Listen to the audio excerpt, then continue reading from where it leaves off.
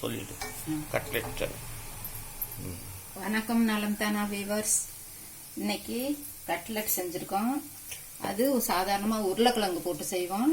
இன்னைக்கு இது சேனக்கிழங்கு கொஞ்சம் வறுத்தது போக மீதி இருந்தது.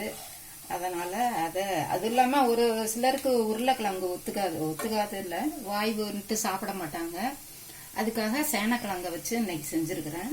அதை எப்பொழுதும் போல் தோலை சீவிட்டு நல்லா பொடியாக இல்லை, கொஞ்சம் பெரிய பீஸாக குக்கரில் நல்லா குழைய வேக வச்சு எடுத்துக்கிட்டு மஸ்ட்டு வச்சுக்கணும். அப்புறம் கட்லெட்டுக்கு போடுறாப்புல பீன்ஸு பட்டாணி இருந்ததுன்னா போடலாம், இல்லைன்னா வெறும் வெங்காயம் இந்த சேனக்கிழங்கு மட்டும், அந்த கரம் மசாலா, சாட் மசாலா, கொத்தமல்லி, உப்பு, இஞ்சி பூண்டு பேஸ்ட்டு இதெல்லாம் போட்டு வதக்கி அந்த கிழங்கையும் அதில் போட்டுடணும். நல்ல மஸ்ட கிழங்கையும் வேணும்னா கொஞ்சம் கேரட்டு பீட்ரூட்டு நானும் இன்னைக்கு கொஞ்சம் போட்டிருக்கேன். உங்களுக்கு இருந்ததுன்னா போடுங்க, பிடிச்சதுன்னா போடுங்க. அது மாதிரி செஞ்சு அப்புறம் மைதா மாவு ஒரு சிட்டிகை உப்பு போட்டு, உப்பு போடணும்னு கூட அவசியம் இல்லை, நல்லா சுள்ளுன்னு இருக்கும். நல்லா இந்த மாதிரி இந்த பதத்துக்கு கரைச்சி வச்சுக்கிட்டு பிரெட்டு இதில் வந்து பிரெட்டையும் நினச்சி ஒரு பீஸ் 2 பீஸ் சேர்த்துக்கணும். அப்படி பிரெட்டு இல்லாட்டி ரஸ்க்கு கிரம்ஸை கூட, நான் இன்னைக்கு ரஸ்க்கு கிரம்ஸ் தான் இதில் கலந்துருக்கிறேன். அது மாதிரி செஞ்சுக்கிட்டு ரஸ்கையும் இது மாதிரி மிக்சியில் போட்டு தூள் பண்ணி வச்சுக்கிட்டு இதில் டிப் பண்ணி எடுத்துக்கிட்டு அதுக்கப்புறம் மேலே கோட்டிங் வந்து இதுலேயும் டிப் பண்ணிட்டு இது மாதிரி தோசைக்கல்லில் போட்டு சிம்மில் வச்சு வேற எண்ணெய் ஊற்றி இது மாதிரி கொஞ்சம் ரொம்ப ட்ரையா இருக்கு. எண்ணெய் ஊத்துல போறதுக்கு ஊத்துன பார்க்க அப்படி இருக்குது. ரொம்ப ஊத்துனா உடம்புக்கும் கெடுதல் தானே. அதுல எண்ணெயில வறுத்துருக்கோம், போதும். இது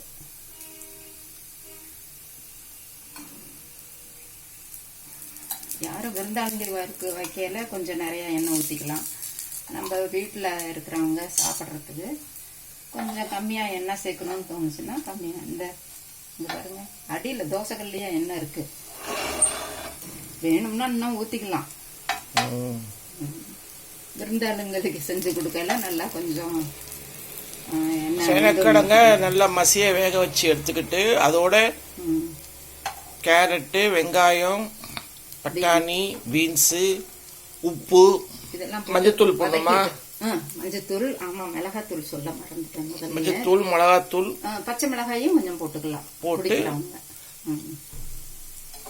அதை வதக்கிட்டு அதோட சேர்த்து ஆட் பண்ணி எல்லாம் ஒன்னா இது பண்ணி இந்த மாதிரி பால் மாதிரி ஆக்கிட்டு அது சமயத்து வந்து மைதாவை சின்ன இதில் கரைச்சி இப்படி வச்சுக்கணும்.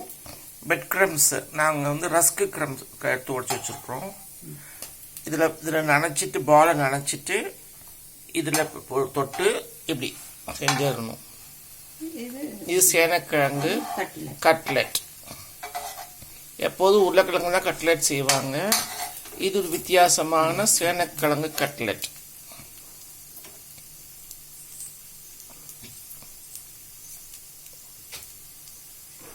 நீங்களும் செஞ்சு பாருங்க, உங்களுக்கு பிடிச்சிருக்கும்னு நினைக்கிறேன். நலந்தான சேனலுக்கு சப்ஸ்கிரைப் பண்ணுங்க, பெல் பட்டன் அமுக்குங்க. தேங்க்யூ. வேற ஒரு சேனல் உங்களை மீட் பண்றோம், வேற ஒரு வீடியோவில்.